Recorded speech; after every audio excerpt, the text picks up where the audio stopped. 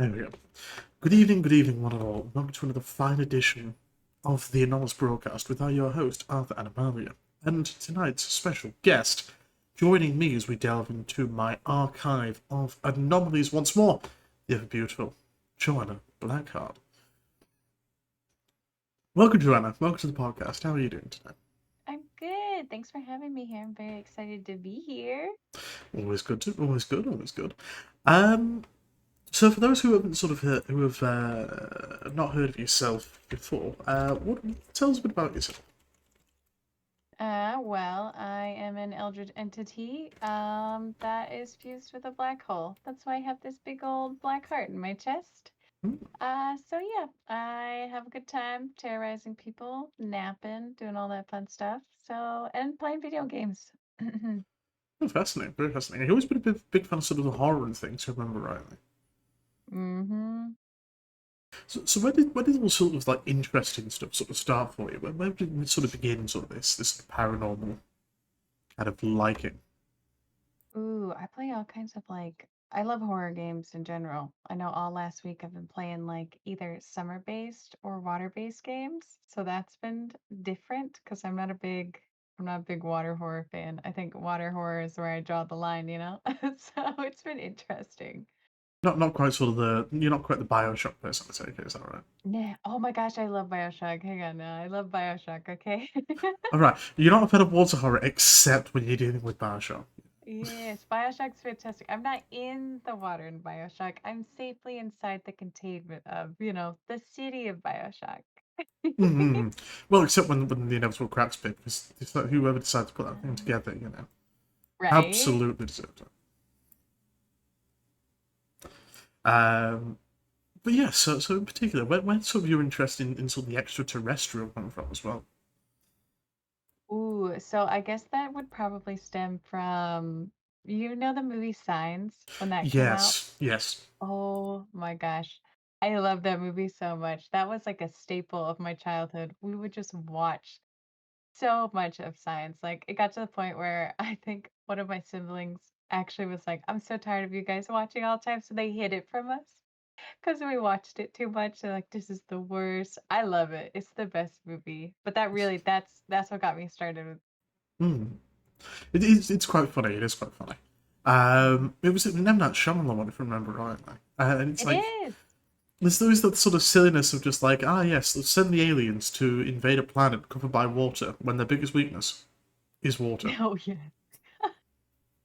Yeah, Yeah, well, because what it's a in the air, twist! It's everywhere. It's all over the place. Mhm. There's no escaping it. Where you whiz, there is water.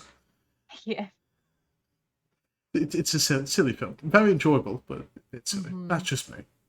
Um, anyway, yes. So I bring you along because we like to do a small thing in the archive where we have our guests along. We talk about various different conspiracies, mysteries, happenings, cryptids, that sort of thing.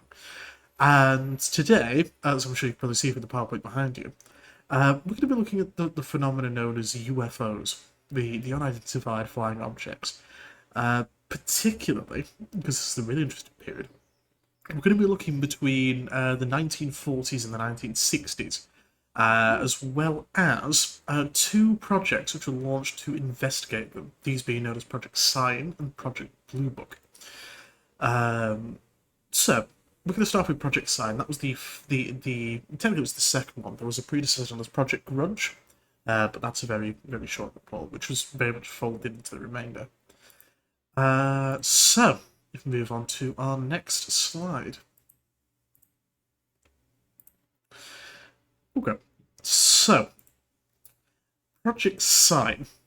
As you can see from the document presented there, that is the cover of Project Sign.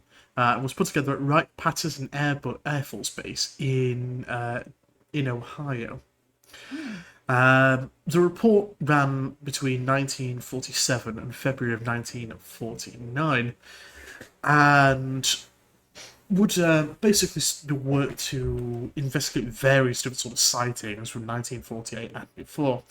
One of the big things they looked into was what was known as the craze of 1947.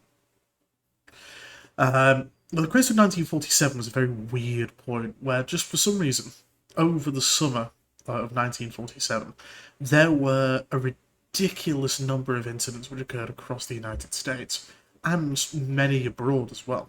So, naturally, they had to find out what these things were, what they could have been, and it, in particularly, which was for Sign's case, what danger they may have posed to the United States. So move on to the next slide.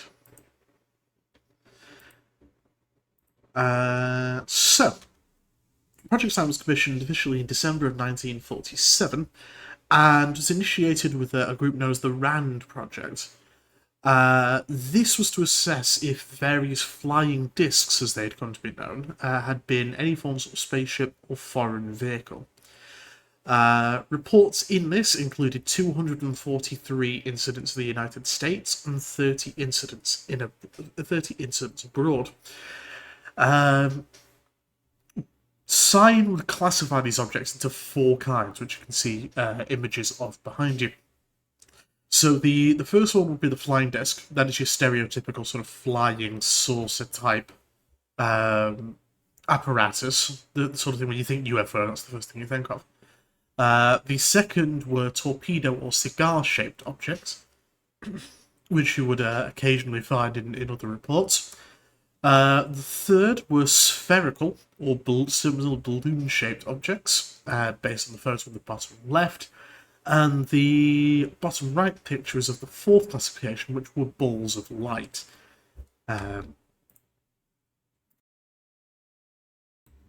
Apologies. My throat. So the first three were believed to have been possible using technologies at the time. The fourth, due to the fact they couldn't ascertain as to what the object actually was, due to the brilliant light it gave off, was questionable as to whether or not it would exist. At the time, though, they were only able to deem that 20% of the cases were conventional objects, and the other 20% could have been weather balloons.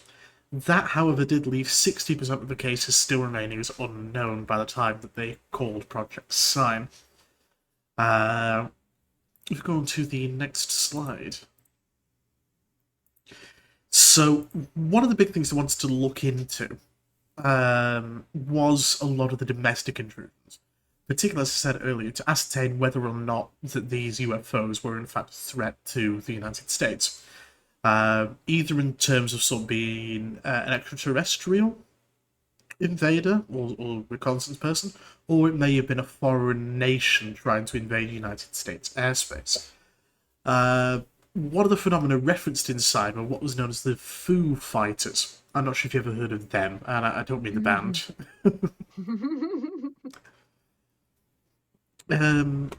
So the Foo Fighters were reported objects which many Allied pilots had reported during the Second World War. So these were similar to sort of like balls of fire or balls of light. This is similar to the fourth type of classification of object, which were mainly seen across the world, especially during the war. You can see behind you there is a newspaper article. Now that goes to what was known as the Battle of Los Angeles. So, in LA, not long after Pearl Harbor, there was a lot of paranoia when the war was ongoing. And one night, a Japanese submarine emerged from the waters and began firing artillery at an oil storage depot. Damage wasn't too significant, but the fact that a Japanese submarine had gotten that close to US shore, the American shore, really, really put fear of people. So it was that apparently when an object was spotted from the skies of Los Angeles, the entire anti-air battery of LA opened up on this thing. And this became known as the Battle of Los Angeles. To date, we don't know what the object is. We don't know what it was, if there even was an object. But that's something that's well worth having a bit of time to read on your own. In terms of Project Sign's reporting, Appendix C I found was quite notable. Basically, it was a series of investigations that went through the possibility of any of these craft being extraterrestrial in origin. whilst it didn't rule out that these were alien craft, it was deemed that the likelihood of this was very improbable at the time. Mm. Overall, SIGN did conclude that the flying disc phenomenon was a real concern. It was something that needed to be looked at. And it wasn't just sort of some collective hallucination or hoax. As for the origins of these objects, that is heavily disputed. Some believe they were experimental aircraft of the nations, but as stated, it was never really ruled out whether or not these were of extraterrestrial origin. So, if we move on to the next slide, which I'm sure if you can see the one behind me, really gives the tone of what we're currently dealing with. So, Project Bluebug, which ran up until the 17th of December 1969, was the follow-up to Project SIGN. Again, they wanted to investigate further cases that Bluebug had been unable to solve. So the SIGN had been unable to solve. Goodness me, it's that awkward here. And to whether or not these remaining objects were still a threat to national security. Blue Book did deem that these, again, were not threats to national security, however. One thing that was unusual is that they stated that every single one of the objects seemed to show no development beyond what was capable at the time. Nor was there apparently any evidence that they were extraterrestrial. So we've gone from there's a possibility to deny everything. The problem is, though, out of the thousands of cases that Blue Book looked into, 701 was still unidentified, still remaining classified as unknowns.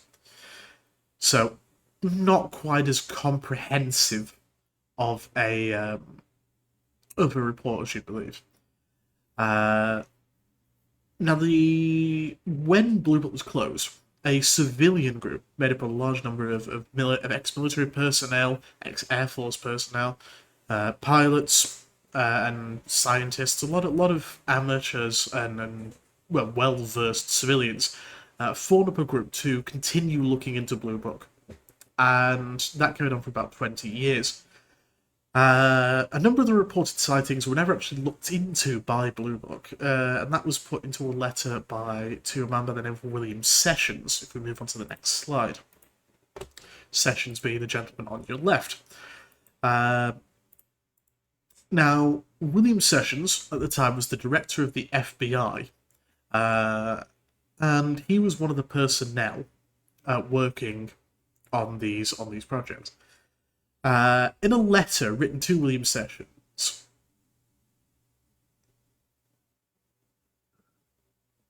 oh no, sorry, I'm going to confuse myself. So a letter was written to William Sessions, advising that a large number of these cases were never looked into. The name of this person has been redacted, so we don't really know who this could have been. The writer stated that the government had deliberately covered up a number of sightings, citing them off as being of no real concern of being terrestrial objects, specifically to hide the fact that they were real extraterrestrial vehicles, and there was a genuine concern. A number of requests were made to J. Edgar Hoover, who was the FBI director once Blue Book was still in the care of the US Air Force. Despite these requests, the Air Force refused to hand over various cases from Blue Book. Sessions would then write a reply to the author of this letter, stating that it was not the FBI's job to look into the matter. However, he did say that President Jimmy Carter, pictured on the right, had asked NASA to resume investigations in 1977.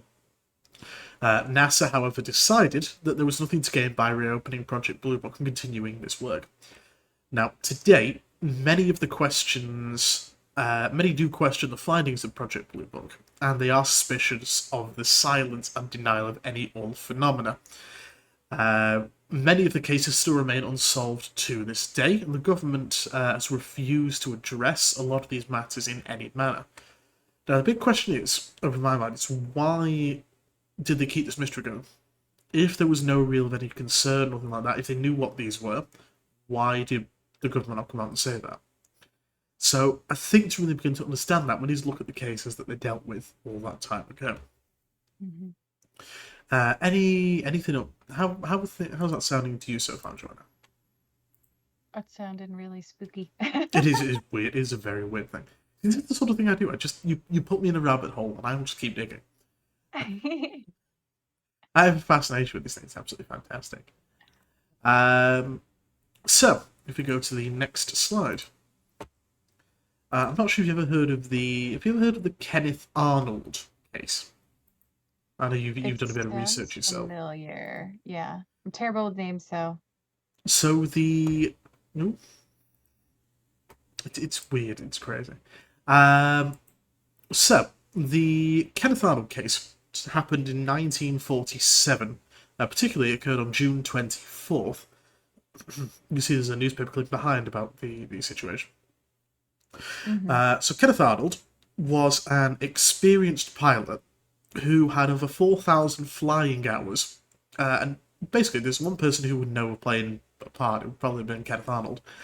Now, the Air Force had put out a $5,000 bounty to find a crashed C-46 transport plane that had crashed near Mount Rainier in Washington State.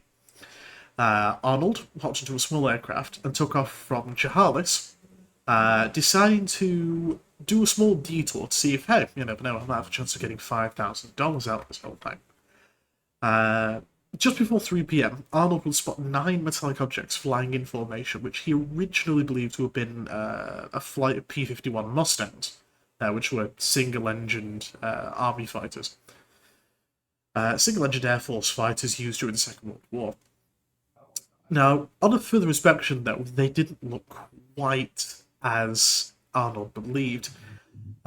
Each object was described as somewhat circular, believed to be around 100 feet across, and had no form of discernible tail. As for an estimated speed, Arnold clocked them to around 1,200 miles per hour by his reckoning, so much faster than anything that had flown to that point. Wow. There is some conjecture as to what Arnold sort of described the objects as fully. In the Associated Press, however, it was said that Arnold described the objects as being 9 bright saucer-like objects, and it is from this that we get the term flying saucer. So technically, Arnold's case is the first time that the term flying saucer would be used, at least first documented. Now, it wasn't just Arnold who would make these sightings, as several other eyewitnesses would spot these objects both from the ground and from the air. One report occurred 10 days after the Arnold sighting was from a crew of an United Airlines flight. They spotted what they believed to have been between 5 and 9 objects, which kept pace with their plane before suddenly vanishing. Whilst Arnold didn't believe they were of any real threat to people, he did believe that the government should have been very open, should have been very transparent, and whatever they knew about this phenomenon, it would have been best that they come clean to at least put people's minds at ease. Hmm. He was quoted as saying that he believed these objects were not of this earth, however. This would be the first of the 800 incidents reported during the summer of 1947. And it's during that period that the Roswell incident would occur, which I'm probably sure you've heard a thing or two about. Hmm. Now, we're not going to be looking into the Roswell incident itself, both for the sake of time and sort of it falls outside of the scope of the actual sort of things. And then go to another level of conspiracy. But we'll be moving on to the next slide. So, 1950, the Mariana tape. So, on August 15th, 1950, a man by the name of Nick Mariana, pictured on the right, who was the general manager of the Great Falls Electric baseball team, was at their park, those Legion Falls ballpark in Great Falls, Montana. Mariana was going to the grandstand to speak to the groundskeeper, and just before he did so, though, he had a quick look north to an industrial site just opposite the baseball field. What he would do is he would use the smokestacks to check what direction the wind was going and sort of estimate the speed from there. At that point, in an interview, he said that it had become a force of habit, so it was something that he always did. Something you just get used to these sorts of like things. Hmm.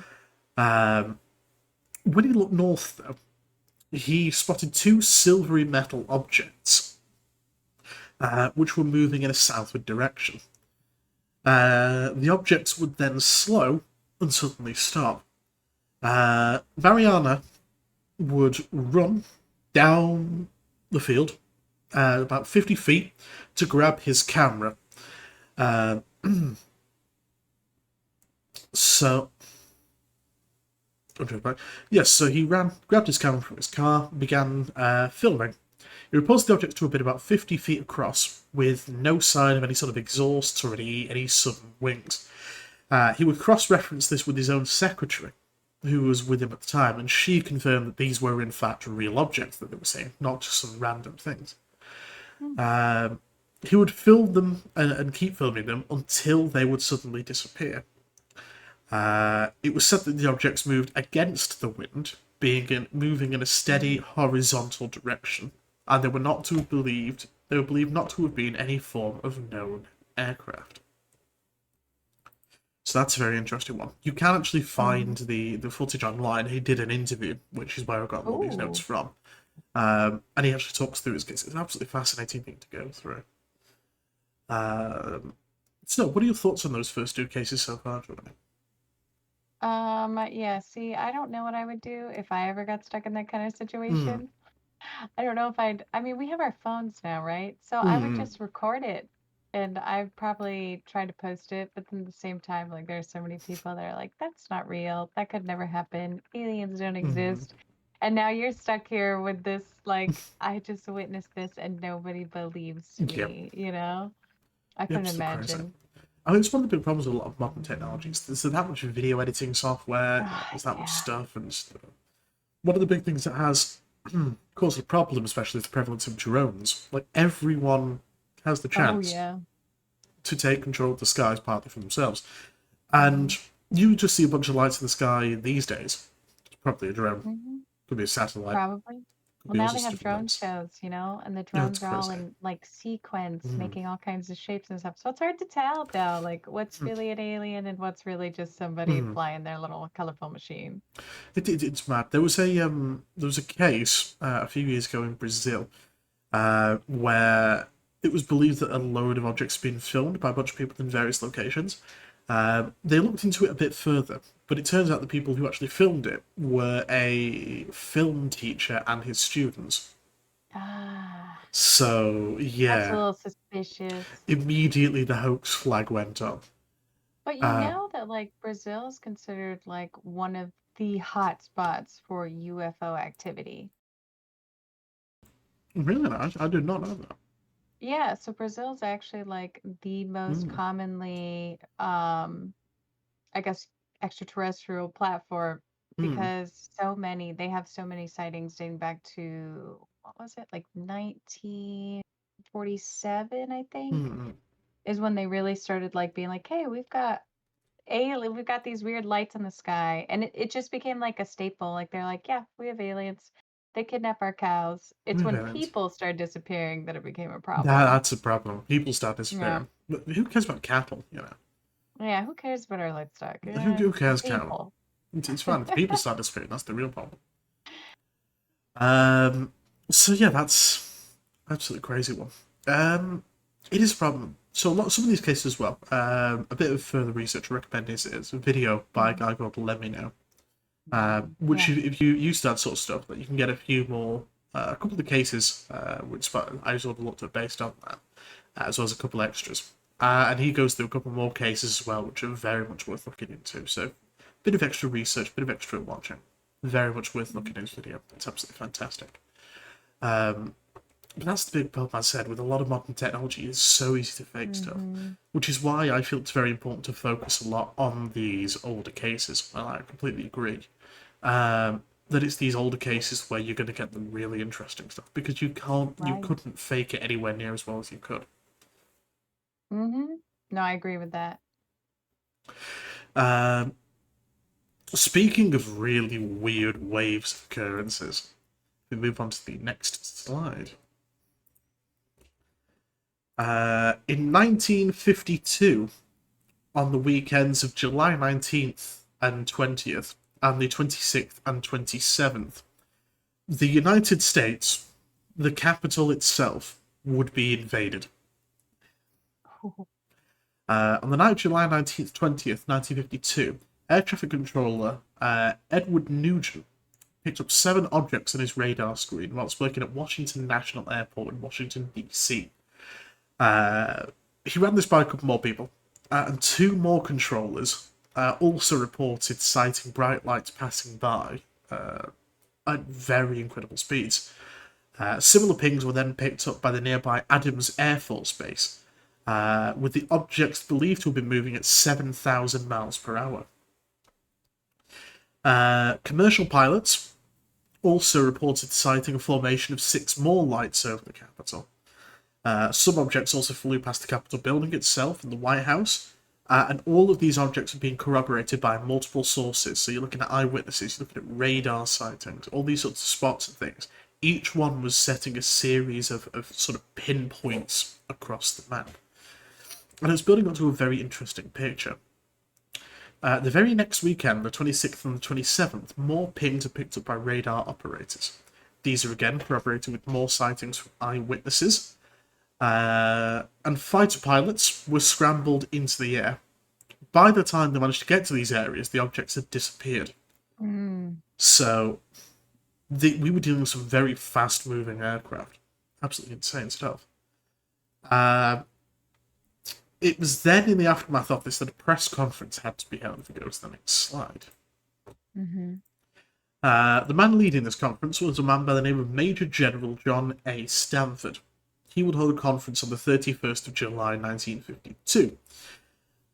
Stanford stated that to that point, they had received between 1,000 and 2,000 reports of unidentified aerial phenomena. He stated, though, that a great bulk of them, he believed, could have been reasonably explained. So, one of those things. These could have included hoaxes, misidentified aircraft, and meteorological phenomena, or tricks of the light.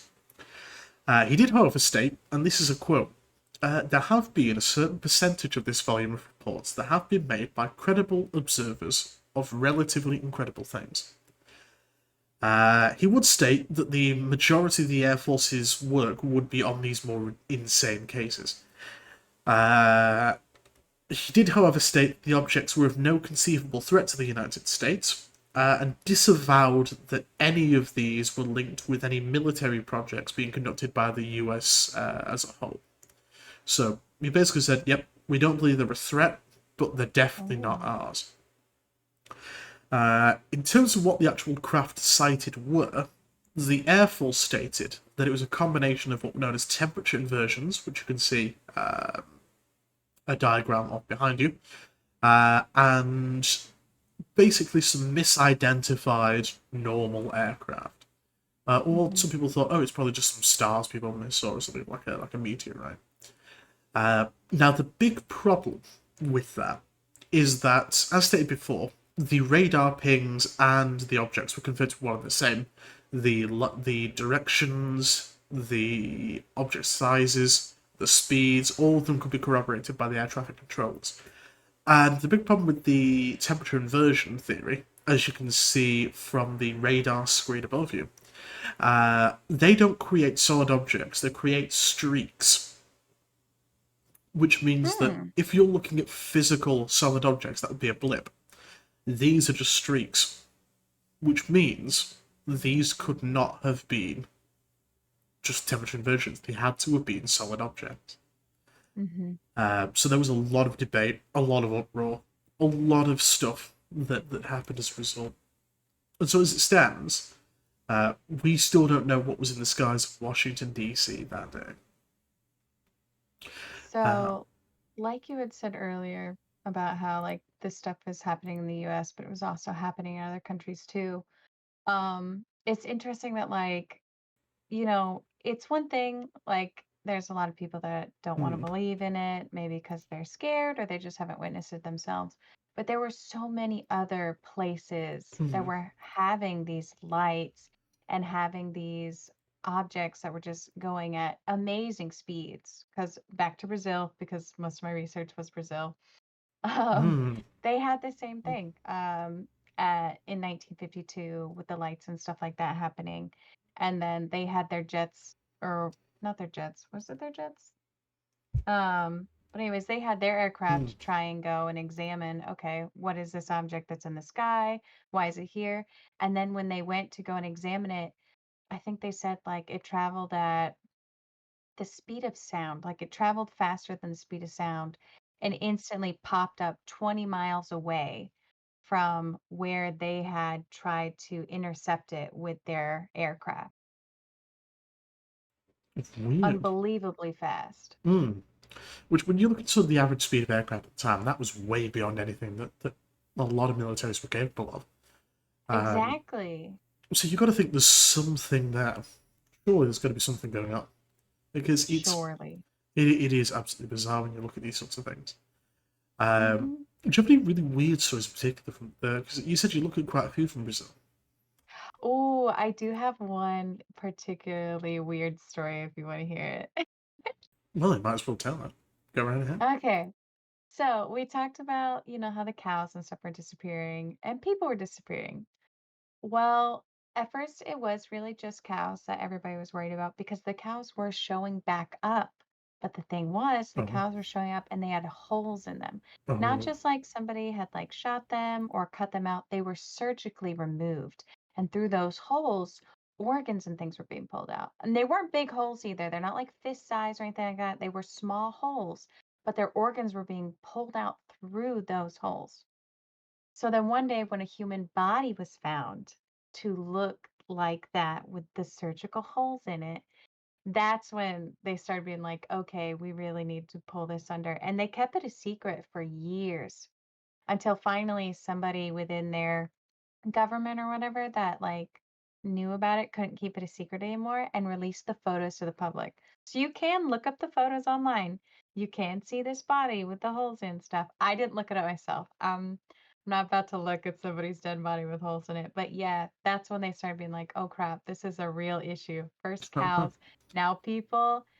And they were like, this isn't technology that we have to make incisions that precise and that small and be able to pull out, the organs and stuff through those holes.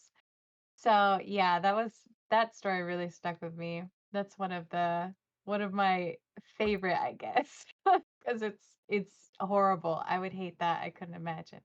And they said he was alive through it. Like he had some kind of gland or something that. Anyways, his heart ended up not being able to withstand the pain so much that his heart just kind of stopped. It was like, nope, I can't do this. Okay. And that's Well, how he died. His heart just gave up. It was like, no, I hate this. no, I'm no. out. That's my favourite kidney. How dare you? Yeah, so yeah, but that happened in Brazil. That's a Brazilian abduction. Don't go to Brazil. That's No, my takeaway. don't go to Brazil. They'll suck out your organs through a straw. They'll suck out your organs through a straw. It's just, yeah. Don't go to Brazil. Do not go to Brazil. Mm-mm. But yeah, it's considered one of the hottest spots for UFO sightings. If there are any people out there from Brazil, run. You run, leave, or tell us: have you seen an alien? Have you seen UFOs? If you've seen an extraterrestrial creature, call 555. Uh, Absolutely insane. Absolutely insane. But you get some of these really weird stories. Like I'm thinking of going to in depth a few more of these in a later episode. Hmm. I just thought I'd do like a surface level thing to begin with. But one of the really interesting cases that I found about is going to be from our next slide. Mm. So, picture on the left is a man by the name of Lonnie Zamora. Now, he was a New Mexico police officer who was driving through the desert in pursuit of a guy who'd been clocked speeding.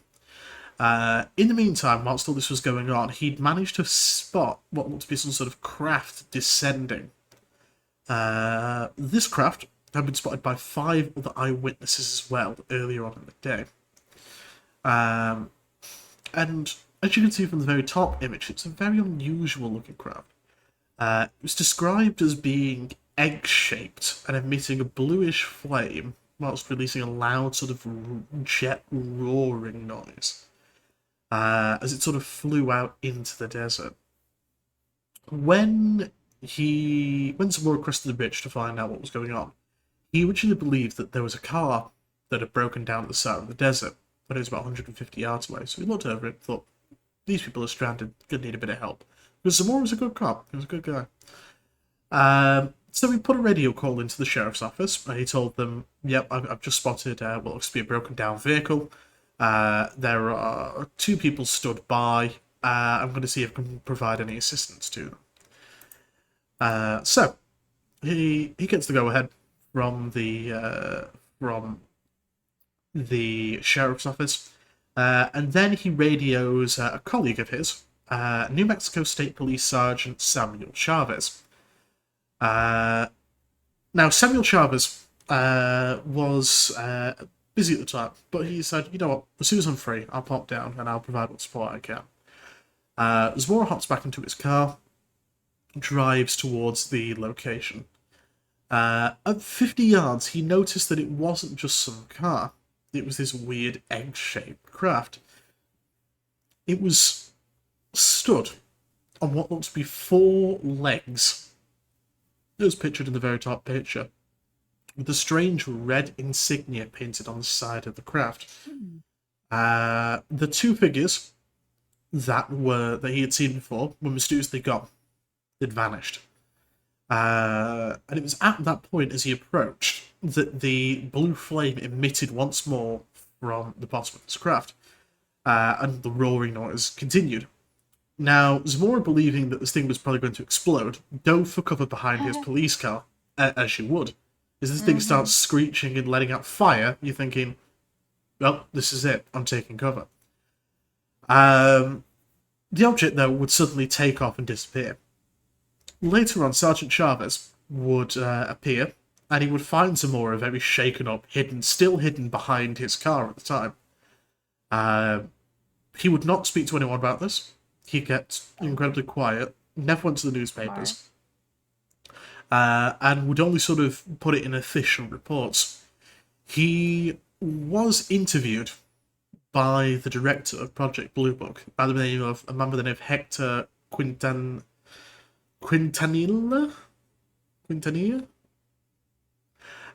who would be the last chief of Project Blue Book. In interviews, Hector would confirm that Zamora had no reason to lie about the affair. He felt that he was entirely truthful about the whole thing, and there was pretty much no reason as to why he would have just made this story up out of the blue. This to date is said to be the most well-documented UFO case on record. Ooh.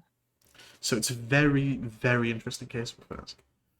As far as I'm And aware... I don't blame him for not wanting to talk about it. Mm, Because if you talked about this stuff, you were labeled as crazy, you lost mm, your job, you lost your family. Like, you mm, lost a lot talking about this stuff back then. And you can now too, but.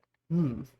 But it's fairly recently. I'm not sure if you ever saw the Senate hearings last year, Mm-hmm. when they were looking at the sets of footage that had leaked online, which I believe were taken by a series of cameras mounted to military aircraft, as well as a large series of reports by eyewitnesses about craft that were floating around a carrier group doing exercises out in the Pacific. It's a fascinating set of events, but it's only recently that they've started really taking this seriously, and a committee was set up to investigate these cases, as well as many of the other people who had apparently seen a lot of these weird phenomena. So the stigma's slowly going away now, but there was that very strong sort of look of you being an absolute wacko if you start talking about this thing before then. Yeah. As far as I can read, Zamora did lead a very normal life afterwards, and he retired and just lived out his days peacefully. He did get some attention when people found out about the incident, but apparently he really hated the attention, just wants to be left alone. Which, fair play to him. Mm-hmm. Because the first thing, like, let's be honest, if you're going to start a hoax, the first thing you're going to do is you're going to want the media attention. That's the point of it. Right. You're not just going to sort of go out and do something and then go, well, that just happened, and then walk away. Uh, Mm-hmm. the whole idea is that you want the attention for it, and you want to sort of get your 5 minutes, get your 15 minutes in. Your name in Yep. the newspapers, that sort of. Maybe do a couple book deals, that sort of thing. Mm-hmm. Um, but it's just one of those things at the end of the day where he never came forward about this whole thing. Just wanted to be left alone, which fair play, entirely fair play. Mm-hmm. So suppose then that leaves the question: what are people seeing in this case? If we move on to the next slide.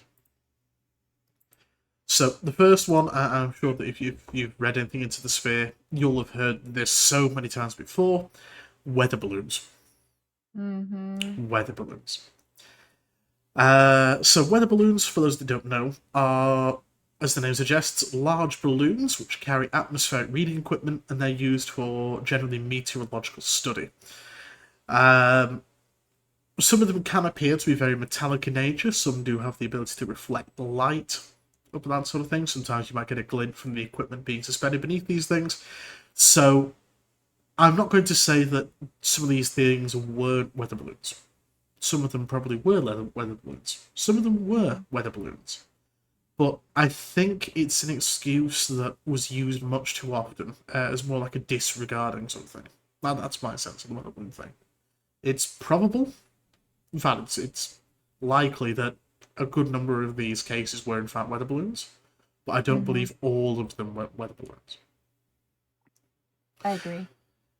Um, the next set, if we go to the next slide, the next most likely, we're going to be looking at prototype aircraft. So you can see there are a couple of different sort of aircraft here and there. Particularly on the left, you have some American aircraft. On the right, you have an experimental German aircraft. Now, what do those have in common? Let's see. They look boomerang shape and they're very unique styles compared to what Mm, the styles were at the time. very unique, very different. Um, so a lot of these aircraft follow the concept of what was known as the flying wing, where what you have is the entire aircraft is built into one giant wing shape. You don't really have a fuselage, you don't really have a tail. All of it is built into Mm-hmm. this giant wing concept. Um, Another interesting craft as well, you can see in the top left, that was the Vought V173. Now that was an experiment in wingless aircraft to create sort of let's see what else we can come up with. We'll throw some stuff at the wall, see what sticks. Now for the V173, that gained the nickname the Flying Pancake. I'm sure you can probably tell just by looking Yeah, at it exactly where it gets its name from. I love that. Now the 173 was developed between 1942 and 1947. And may have gone to explain some of the circular objects that may have been seen by people, because people weren't used to a lot of this sort of stuff. There were these new aircraft being developed, a lot of different sort of technologies and stuff, and people, if they've not seen these aircraft before, they're not aware of them, they're going to be very confused. They're going to be thinking, what the bloody hell is that? Um, the problem when it comes to the 173, it was incredibly slow. I mean, incredibly slow. Oh, I bet. So it was never really adopted for any real purposes, and for sort of like very high speed aircraft, it is questionable whether the 173 could have been those rounder objects in that case. Project Sign itself would cite works by the two gentlemen you can see in the bottom right, the Horton brothers. Now, the Horton brothers were a couple of aircraft designers who worked for Nazi Germany during the Second World War. Their particular specialty was in glider aircraft, as a lot of the German arms manufacturers, particularly the Luftwaffe, use a lot of sort of civilian organisations to get around the Treaty of Versailles. Let's just say in the 1930s, gliders were very popular. Uh, so the Horton brothers, particularly, were very useful with very well known for the flying wing concept, and so they developed a series of aircraft during the Second World War, utilising this. The most famous of this will be the Horton 229, which was never finished. Project Sign, however, would cite the example above me, which would be the Horton Horton H-18. Now, the H-18 was designed to be a long-range heavy attack aircraft. Particularly, it was meant to be able to act as a long-range strategic bomber. None of them were ever built, but towards the end of the Second World War, a lot of scientists, especially from sort of Germany and Japan, places like that, were being snapped up by the Allies, both the Soviets and the Americans. So it was believed that some of these aircraft designers were being taken in by these nations and were developing aircraft. In terms of what happened to the Hawk brothers particularly, not quite sure which side snapped them up. But as I said, Project Sign itself does cite the Horton brothers' development as a possible origin for a lot of these strange aircraft designs. Whilst the Hortons were doing their thing, a company called Northrop were doing their own thing. Behind you, you have two experimental aircraft, the YB-35 and YB-49. The YB-35 was a flying wing design utilising 4 propeller engines, and the 49 would incorporate jet engines into the design. So that would be... So what you end up with a very large jet-powered flying wing. Now, these developments took place between 1946 and 1949.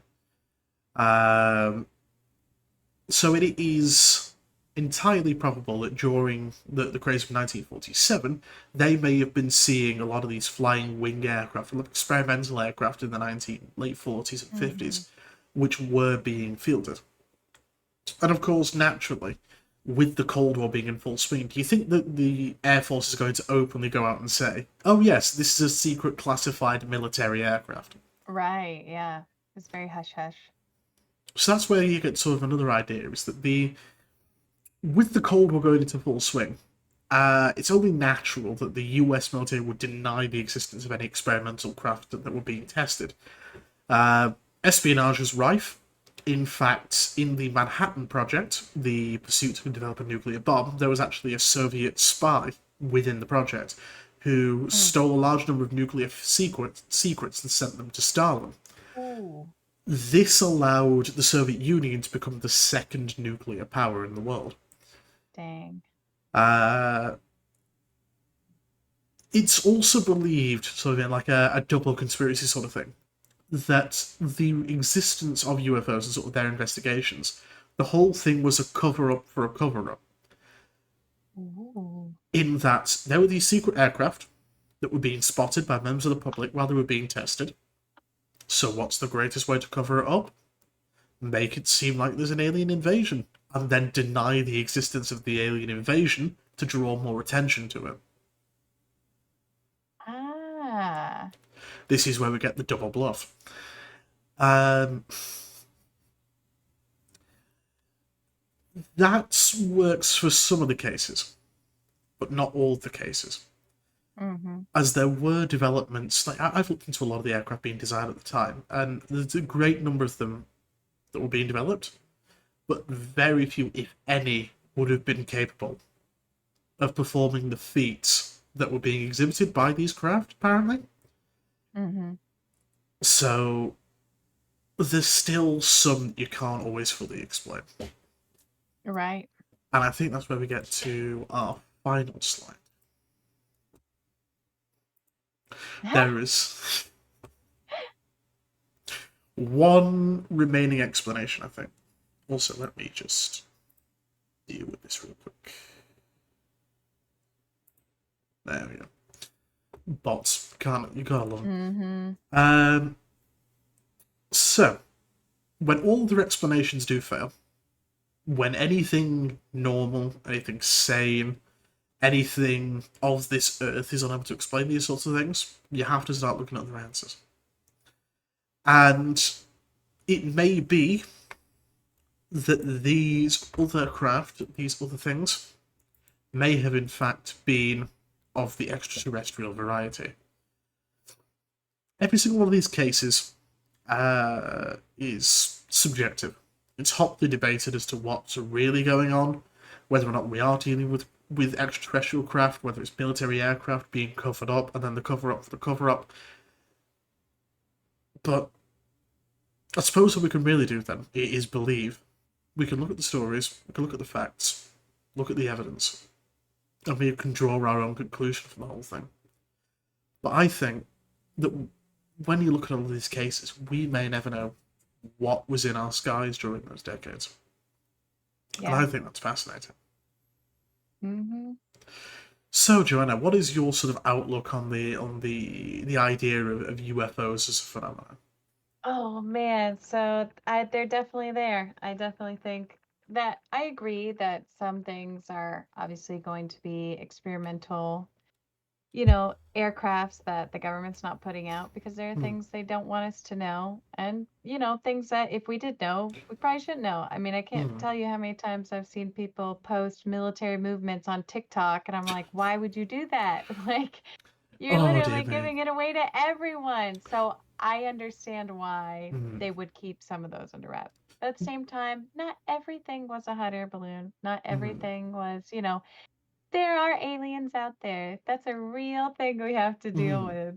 Like, there's no way we're the only life forms. This is not the only habitable planet. Hmm. And there's no way that at the time in like 1947, all the way up until now, and probably before all that, it was happening all over the world that Hmm. we were seeing the lights in the sky. You cannot tell me that it wasn't of like extraterrestrial life forms. You Hmm. cannot tell me it's not a spacecraft. Like, there's no way. And the speed in which that they could move, insane. We didn't Hmm. have that technology at the time. And some of the speeds we still can't match today. Hmm. I believe. I believe.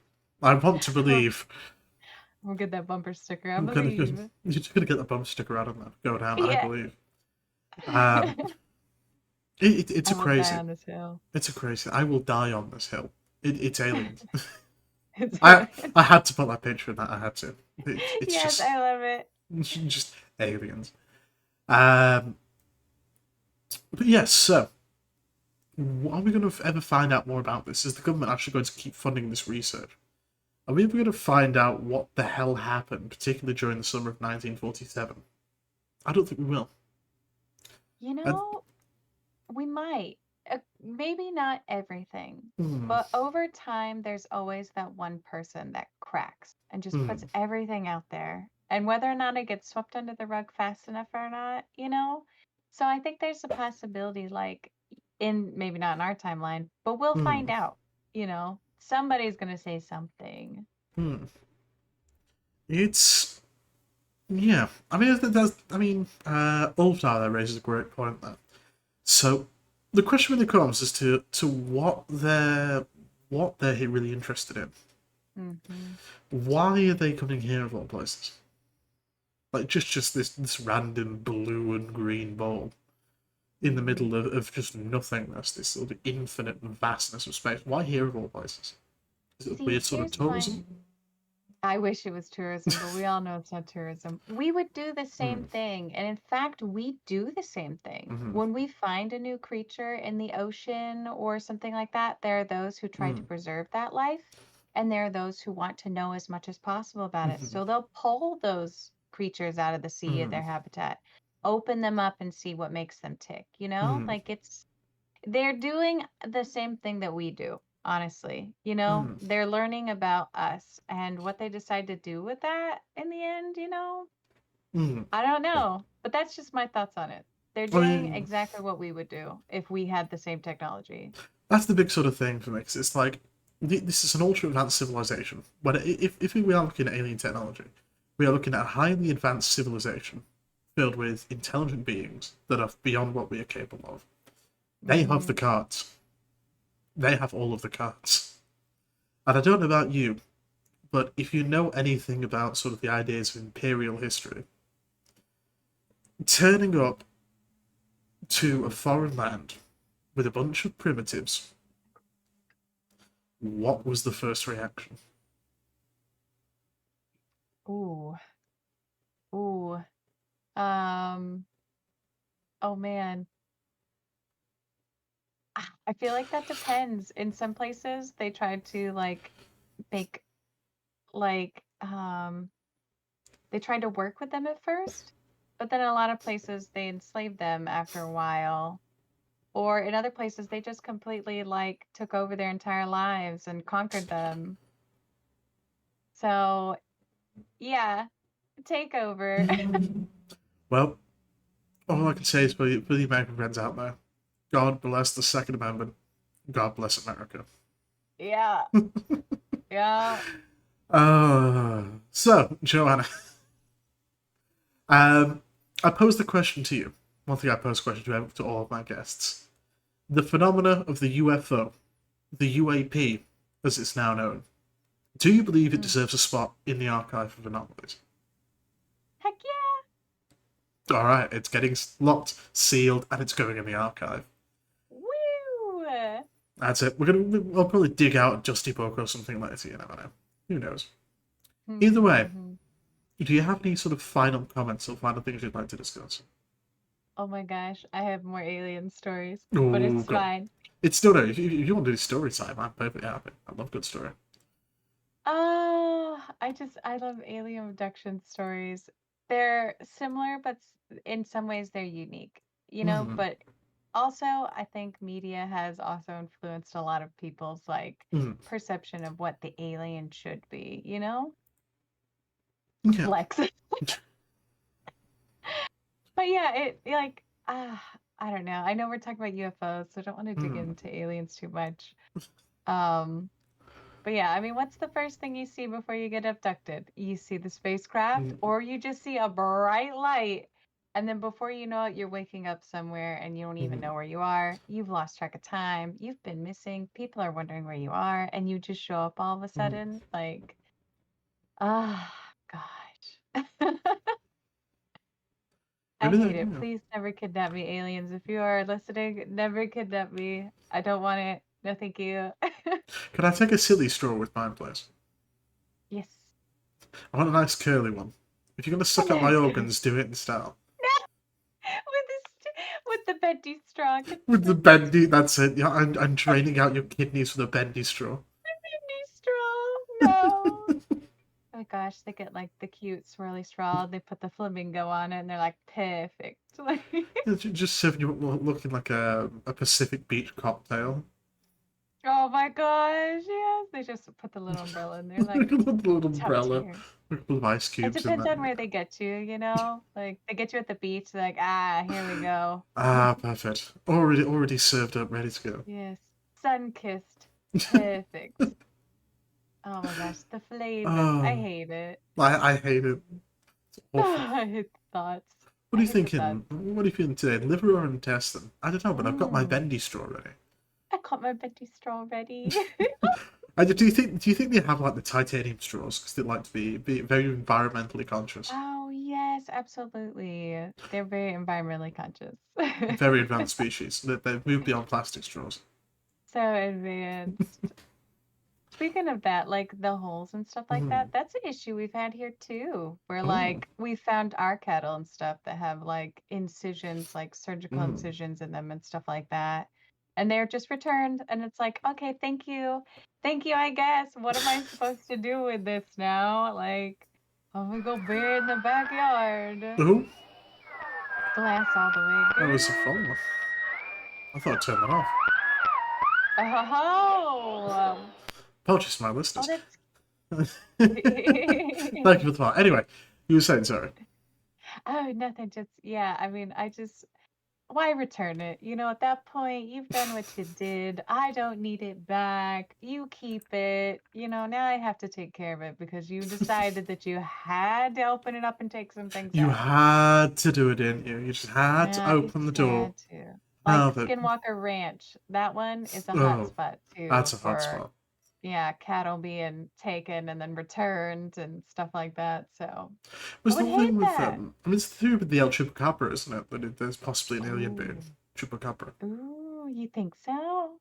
Possibly, goat sucker. Oh, you think so? No, that's a translation. It's a goat sucker. Yes, Chupacabra. it's just so funny. Oh, Star, you have a farm. You have any alien issues? You ever walk out and you find crop circles, or you find your cattle has holes in it now and you don't know why? Do you ever go out and you find the aliens are tipping your cows over and start Yeah, how doing rude. donuts in your cornfield? Yeah, you just see the spacecraft just doing donuts. It's just Oh, spinning man. around. Well, from my understanding, most of our UFO sightings in the US are more toward the East Hmm. Coast than the West Coast. There are Oh, higher sightings over on the West Coast. I mean East. No, hang on a second. oh no, is it Let east me or let west? me pull out the dial right here. Where do I live? Never Okay, eat on the shredded West wheat. Coast. Yeah, north, east, south, west. Yeah, on the West Coast. So as long as we don't live there, we're Hmm. fine. Don't move to the West It's Coast. fine. Don't go to That's where most California. of them happen. Never go to Yes. California. Oh, isn't that where they have like oh, it's like they have a whole highway, I think, That in one's like in. I think it's either Las Vegas? Nevada or New Mexico. I think it was the extraterrestrial highway. Oh, okay, okay, okay. I think it's Yeah, I Nevada. I want to think it's go Nevada. there. I think it's Nevada. I want to go. I don't want to be abducted. I just want to go and I want to see all the niche little like restaurants and other like touristy Hmm. attractions that they have set up. I want to do that so bad. This one, those you can go Um, there and then you get a nice plastic straw for your trouble. no,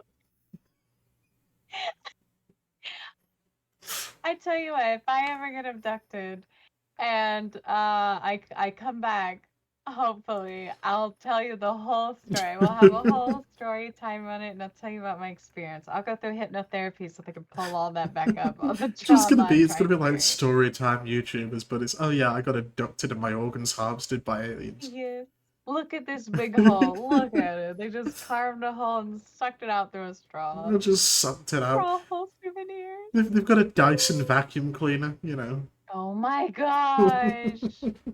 I'm dead. Have I you ever don't. seen the movie? Oh, what were you gonna say? I was gonna say I don't think that's covered in the warranty. I'll be honest with you. No, I don't think it is. My insurance company would be like, I don't know what we're supposed to do about this. I mean, I don't think it's really a stipulation on insurance. Is we will not cover alien abduction. Yeah. Is there anything to do Maybe. with illegal organ harvesting?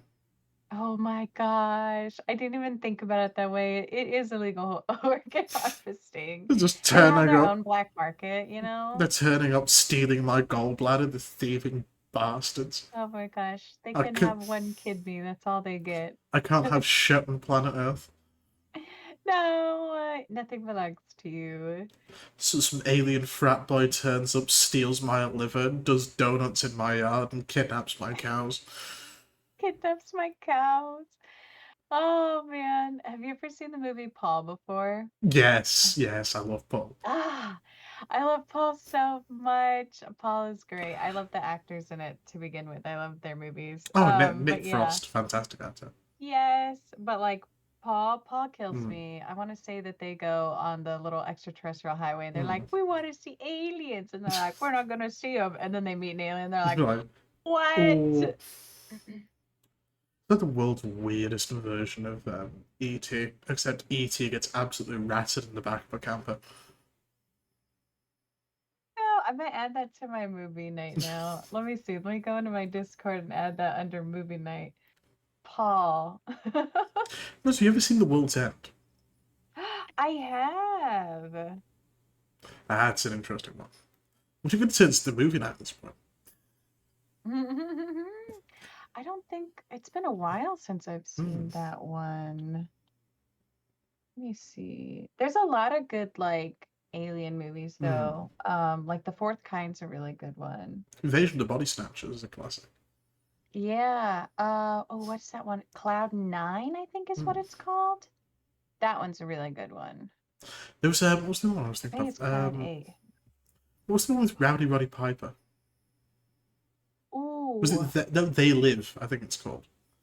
They Live. Okay, let me see. Which has the most awkwardly long fight scene in any film. Oh no. It's so funny. It is like you're watching these two guys just beating each other for like 8 minutes straight or something ridiculous like that. It just doesn't end because they keep getting back up. And you just like, how long is the Oh, fight scene? not long enough apparently. District 9. That's a District 9, plot. that's it. Not Cloud Nine, District 9. That one's a really good one. Mm, About humans trying to cohabitate with aliens and the struggles that there is with that. mm. That one's a good one. Like that one. There's a lot of really interesting films. Oh my Uh, gosh, there's films, games, books, TV shows, you name it. mm, Have you heard of Project Hail Mary? no, I've not. That is a book, and it's a really good book. I highly recommend it. Mm, Project Hail Mary, super good. Um, it's one of like the big staples for a few of my friends of mine. They're mm. like, "This is my comfort book." I'm like, "Why is this your comfort book?" One of the interesting ones, there's a set of books hmm called Roadside Picnic, um, Roadside? Okay. which was written by, I remember their name was Stragadsky, and it was the inspiration for the Stalker games. Oh, Mm. really? The whole sort of like concept is, imagine if if like aliens just turned up, had a picnic, just threw their litter out the floor and disappeared. But their litter's like uh, microfusion technology. All this like really hyper advanced stuff gets sold in the black market. I think my favorite part is that you just said it's like aliens show up and have a picnic, and we were literally talking about how aliens suck your organs out through a straw. Exactly, it's a family picnic. It's a family picnic. They bring the Um, whole family together and they're like, pick out which one you want to eat, sweetie. It's like you go to a lobster restaurant, just choosing which one you're hungry for. No, we're lobsters in a tank. It's confirmed. We're lobsters in a tank. That's it. But We're at stuck least in the just think tank. of it this way. If you've been selected, it means you looked delicious. Exactly. Family It's fun brilliant. activity. I mean, don't you don't go on a holiday to another country, choose out a person, and harvest their organs? Oh, that reminds me of oh my gosh, it was a collection of three films and it was really strange. They were like indie horror films. Mm, It was a collection and one of them, this family went to a restaurant and there's like a giant tank in the restaurant. And then while they're there, this family gets pulled out. It's like a daughter, a little girl, a boy about the girl's age that was with her family, and then like the mom and dad. And so the family that came to the restaurant was like, "All right, mm, sweetie, pick one." And so she picked the boy who's her age because she's like, "Oh yeah, he's like, he's the same age as me. Like, sure, I'll pick him." mm. Not understanding what they're asking her to pick him for, and then they take this guy and this kid and they put him in the tank and he's drowning. And she's like, "What is happening?" And everybody's just going about their Yeah, business like just nothing's happening. She breaks the tank and sets him free, I think. But yeah, and everybody's like, "Why would she do that? Like, why'd she let him out? She picked him." yeah, she picked him. That's a Weirdest waste of thing money. ever. It's a waste of Yeah, money. That it's good what a food. waste of money. Mm. But think about it. Yeah, it was weird. You pay by the pound. Come on. You pay by the pound, and he was a big boy, so they paid He's a for a big lot of boy. pounds. He's a big bony boy. You know. Big body boy. I mean, that's the situation when you hope that you've got a bit of bone on you is when cannibals are after Oh my gosh, cannibals. Oh, you. that's a whole thing. That's a whole other thing. Anyway, I think we've gone very much far off track. Yes. So, before we finish up, Joanna, do you have any sort of final comments or thing, sort of final thoughts? I had a good time. Aliens are real. You see a UFO, let me know. Don't send them my way though. I do not want my organs sucked out through a straw. Okay, I thanks. don't. Also, don't move out west. If you're going to do that, bring a silly straw, please. Yes, bring us this. Oh, At least make it fun for me. at least make it fun for me. And never move to Brazil. Don't go to Brazil. So, That's top my tip: advice. don't go to California.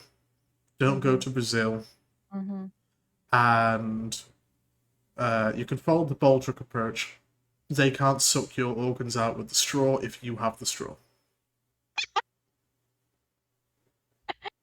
Love it.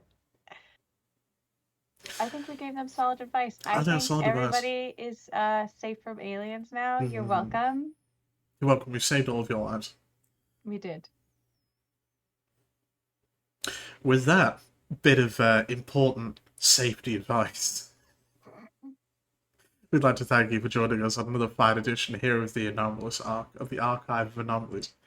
I know I'm simply going to be putting this one into my archive alongside a special silly straw as a bookmarker. Um, Big thanks as well to my wonderful guest Joanna. Give her a follow. She does a lot of very interesting things here, there, and everywhere. So, Joanna, if people want more of you, where can they find you?